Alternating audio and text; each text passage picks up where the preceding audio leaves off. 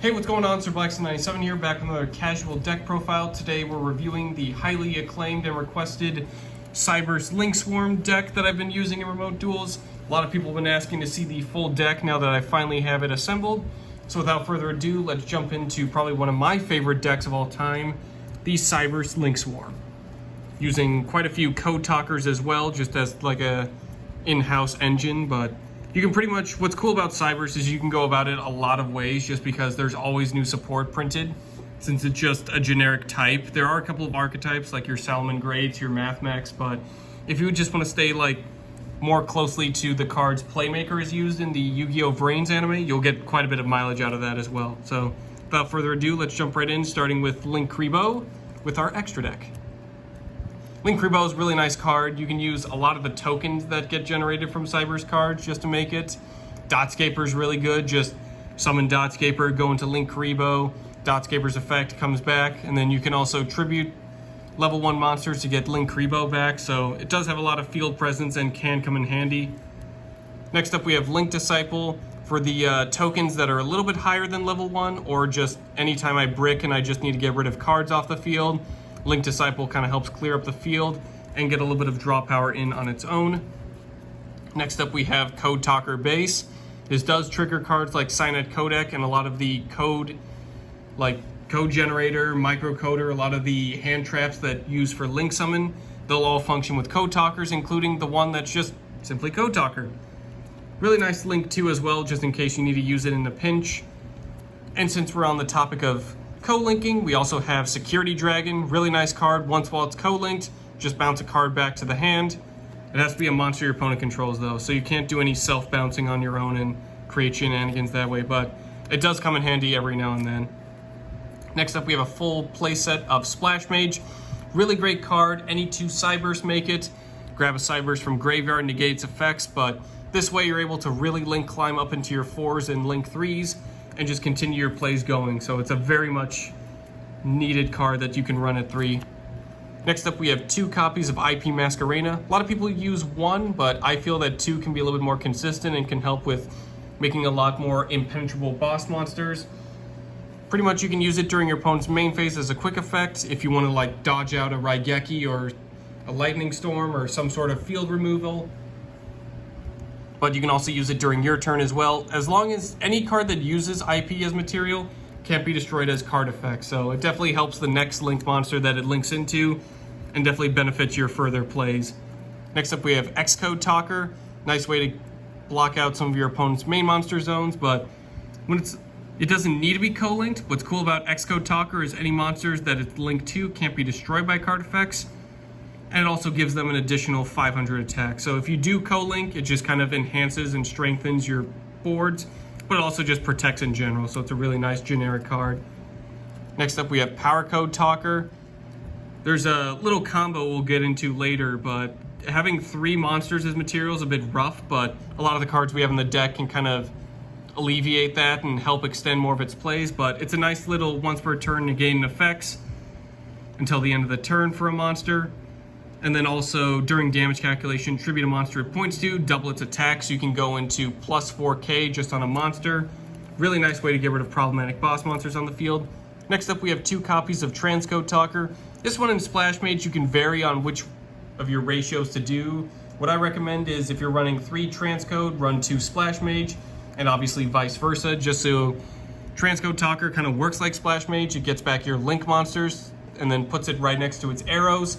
If it's co-linked, your opponent cannot target co-linked monsters with card effects, so combine it with Xcode, you've got a pretty good lock going on right there, and you're able to use Transcode quite a bit just to kind of get more plays and more extensions. And now to our 2 endgame monsters, we have Access Code Talker. Really nice boss monster, really great card overall. Huge attack boost. Basically, when you link summon it, you can target a link monster that was used as its material for its link summon. It gains attack equal to its link rating times 1,000. So if we use Transcode, that's plus 3. If we're using something like the common combo is IP Masquerena and Splash Mage, that's plus 2. And with IP, we don't get destroyed by card effects. So very beefy boss monster. Your opponent cannot activate cards or effects in response to any of Access Code's activations. And it can also banish link monsters face up on the field and in the graveyard as many times per turn, as long as you're banishing different attributes. And when you do that, you can non-target destroy cards on the field. So it's a really nice way to just clear out the field, go for an OTK, and just be an overall intimidating boss monster. Next up, we have Firewall Dragon, finally back from the ban list, and boy is he doing really well in this deck. Even though it's a hard once per turn and now back, its special summoning is back to just Cyberse, it's still a really good card, very much extends our plays, and obviously with co-linked cards, you can bounce back a lot of cards. It's basically an enhanced version of Security Dragon, except it can now target cards in the graveyard and on either field, and you can target up to the amount of cards co-linked to it, whereas Security Dragon's just one if it's co-linked. Firewall Dragon, theoretically, you could have up to 3 cards co-linked to it, and you could bounce back a lot of monsters with it. So, very handy boss monster. Don't let the 2500 attack fool you. He can do a lot of great work for you. Moving on to the main deck, we have 2 copies of Link Slayer. Really good opener to see. Anytime you control no monsters, special summon it, and it also has kind of like a Twin Twisters effect. It's not a quick effect, but discard up to 2 cards to destroy that many spell and traps on the field. Really nice way to just clear out spell and traps and just make it so your forward plays can go a little bit more smoothly. Next up, we have Dotscaper. You only need 1 in the deck, but you can run up to 2 if you wanted to. But basically, this card is incredibly useful. There's a reason its effects are only once per duel, but once per turn, you can only use 1 Dotscaper effect, but if it hits the graveyard, you can special summon it. If it's banished, you can special summon it. Really great way to just extend your materials, and you can use this 1 card to go into just access code talker. We'll cover that in another video, just kind of the combos, but there's a way to link climb into Dotscaper and then into transcode into access code, all just using 1 copy of Dotscaper. So it definitely helps out that you can save up the other cards in your hand for any other additional plays. Next up, we have 2 copies of Clock Wyvern. If it's normal special summoned, half its attack for a clock token. Token's level 1, so that means Link Karibo, or we can use both of them for Splash Mage. Just a really good card overall, really nice level 4. Definitely helps out in just getting into, it's another one of those normal summon it, get the token, immediately go into your extra deck plays. You can also go into access code with just Clock Wyvern. Just kind of help in case we brick, we have 2 copies of Balancer Lord. Pay 1,000 life points during your main phase, normal summon or set an additional Cyberse monster. And if it's banished, special summon 1 level 4 or lower monster from your hand. So it's a nice way to pull off some of the effects we have in the deck in Spell and Trap Zone, as well as just in case your opponent ever banishes your cards, you can pull off Balancer Lord for a few extra plays. So another card that can very much unclog your hand and get a lot of cards onto the field. For some unconventional draw power, we have 2 copies of Flame Buffalo. If it ever leaves the field, just by any sort of like interdimensional transport, link summoning, destroyed by battle or card effect. If it ever leaves the field, discard a Cyberse monster, draw 2 cards. So there's a nice way when combining like Signet Backdoor, you can banish it, discard, draw 2, Signet Backdoor the next turn, lets you return that monster, so you can do the same process. This also works with Balancer Lord. That's just another combo, and to extend your plays, and the following turn, or your following turn, you'll be able to get that monster back. 2 copies of Parallel Exceed, really nice, just sort of, kind of like a Link Infraflyer type card, where once you, at the moment you link summon, you can special summon it to that open zone, and then anytime it's special summoned, its attack and defense and level becomes half. So it goes from a level 8 with 2,000 attack and defense to a level 4 with 1,000. But what's cool is when it's special summoned, you get to special summon another copy of Parallel Exceed from your deck. So it's also normal summon as well. So if you wanted to, you could tribute, but it's just a great way to, let's say I link summon like a Link Karibo, slap down a Parallel Exceed, get another Parallel Exceed, just keep going for my plays. That's a Link 3 right there, so very handy card to have. 2 copies of Gachiriad Ignister. You can target a Cyberse monster you control and negate its effects and special summon this card. And also if you use it as a Link summon, you can target that Link monster. It's unaffected by card effects until the end of your opponent's turn. Really cool card to have. Really great way to, similar to IP Masquerena, just protect your cards, keep your extra deck monsters a little bit more stronger and more versatile. Plus it's just a really big defensive beefy card, so it does have some utility on the defense side as well. Next up we have 1 copy of D-Grey Buster. banish 2 Cyberse to special summon it. After that, you can use cards like Monster Reborn just to get it back. But really nice card, just to kind of, similar to Gachiri, it's a little bit more, it has its own sense of utility, but you can still use it for link material as well. Cool about D-Grade Buster, as a quick effect, you can target one monster your opponent controls with higher attack than it, banish it until the end phase. Nice way to just sort of clear out any sort of problematic cards and go for an OTK or help out access code when there's an OTK available. Just really nice way to interrupt your opponent's plays and just have like a nice, obnoxiously powerful monster in front of them. 2 copies of Microcoder. This is one of the sort of code support cards that you can use to link summon. If you're linking a code talker monster, you can use it from the hand. If it's used from a hand as link material, you can add a Signet spell or trap from deck to hand. If you use it from the field, you can either choose that or a level 4 Cyberse monster. It has to be exactly level 4, which is kind of a bit of a bummer, but typically you're going to use it to fetch out Signet Codex, Signet Mining, Signet Backdoor. There's a lot of really good Signet spell or traps, so you'll be using it mostly for your spell and trap utilities. Next up, we have 3 copies of Backup Secretary, integral to any sort of Cyberse deck. If you control a Cyberse monster, special summon it. Easy material, easy way to continue your combos. It's just a really good card that needs no further explanation. 1 copy of Cyberse White Hat. Similar to D-Grade Buster, you can kind of vary your ratios from 1 to 2, but what's cool about White Hat is if you control 2 or more monsters with the same type, they don't have to be Cyberse, they could be dragons, beast warriors, anything. As long as they're the same, you can special summon it. If you use it as link material, you can make all monsters your opponent controls lose 1,000 attack until the end of the turn. Once again, helping out the access code OTK, or just helping out cards like Firewall and D-Grade Buster beat over a few other boss monsters. Kind of a bit counterintuitive with D-Grade Buster since it needs to banish a card with higher attack, but what you could do is use D-Grade Buster to banish the higher attack monster, summon the White Hat, link it away, and then lower everything else, just so you can clean up from there. On the topic of Link Infraflyer, we have 1 copy of it. Special summon it to a zone, open zone your Link monster points to. Similar to Backup Secretary, it's just play extending, free material, just allows you to keep going into your extra deck. We also have Swap Cleric, really nice to use and pair with Splash Mage. If it's sent to the graveyard as link material, have that link monster lose 500 attack, then draw 1 card. Really nice draw power, really great way. Since you're just going to use Splash Mage or even IP Masquerade as link material, you can lower their attack as much as you want, get a free card out of it. So very nice to have. 1's a pretty good ratio for that one. Moving on to the spell and traps, we have Signet Mining at 3. Discard a card, get a level 4 or lower Cyberse from deck to hand. Really great way to just fill up our graveyard, get some searches off, and get the proper materials we need to start our plays. 2 copies of One-Time Passcode gets you a security token. It's level 4, so this is another reason to use Link Disciple. Get down that security token, go into Link Disciple. Now you have effect monsters to use. So just a nice way to transfer out some of those tokens and get a little bit more field presence as well.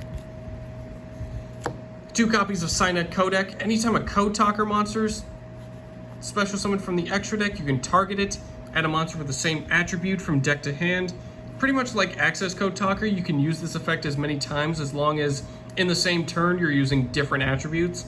So I can theoretically use it 6 times as long as I cover all 6 of the attributes for Code Talker monsters, which thankfully for us, there are Code Talkers of every attribute, except Divine. There's no Divine Beast Code Talker yet, but we can only hope one day. Next up, we have 2 copies of Signet Backdoor. Pretty much helps out, just protect your monsters in a pinch, like if your opponent is able to destroy your access code talker or use an effect, use your Signet Backdoor, protect it from the next turn. It does lose that attack game, but you can still use its field clearing effect just to get rid of problematic monsters on the following turn, and just kind of protect your key play enablers as well. It's another great way to use with Backdoor, just to banish it, discard a Cyberse, draw 2, and also have some shenanigans and interaction with Bouncer Lord.